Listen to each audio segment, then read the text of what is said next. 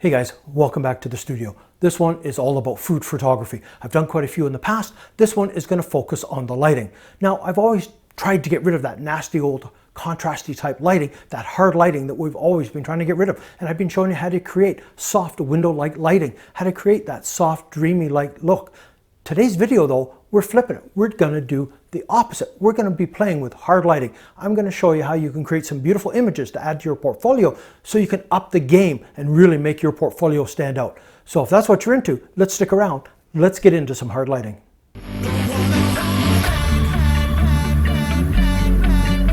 Hard lighting, contrasty, bright, dark, well-defined shadows. That's typically what a hard light image looks like.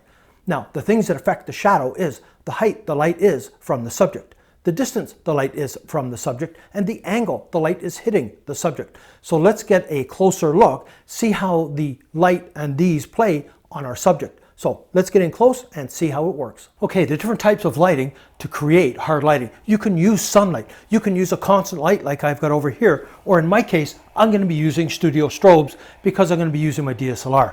So the first thing we're going to look at though is the height. So as I move my light source up and down, check out what happens to the shadow. Let's get in close and look. Now you can see when I lower the light source, you can see what happens to the shadow. It stretches it right out. And as I raise it, it also shortens the shadow up. Now look what happens when I move my light source further away from the subject. Having the light in close, pulling the light further back. Close, back. How does it affect?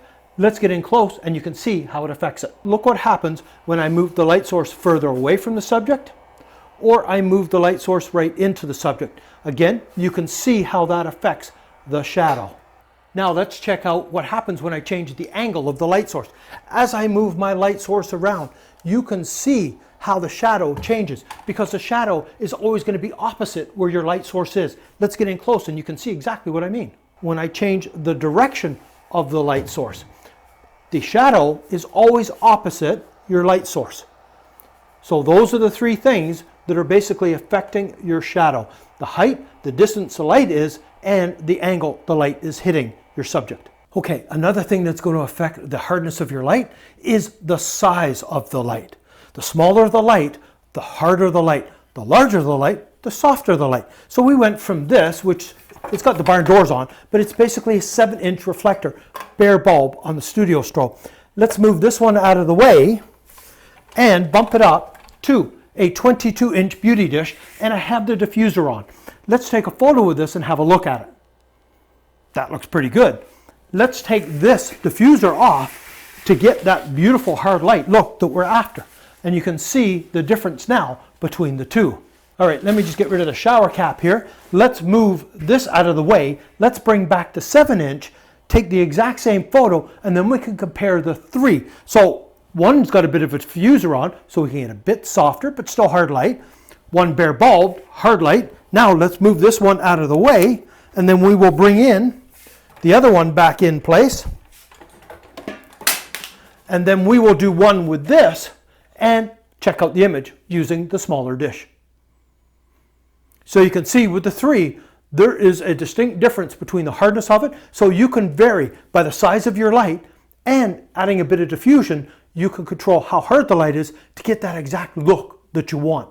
Well, there you go. A bunch of different tips and tricks and information on hard lighting. So hopefully you can now create some stunning hard light looking images so that you can add to your portfolio. Now these butter pecan cupcakes look awesome, and I can't wait to give one a little try.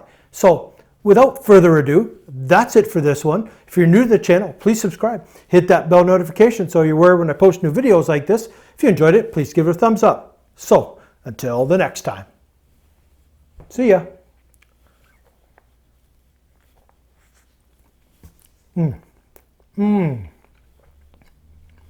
I love me some pecans. Look how good that looks. Look at that.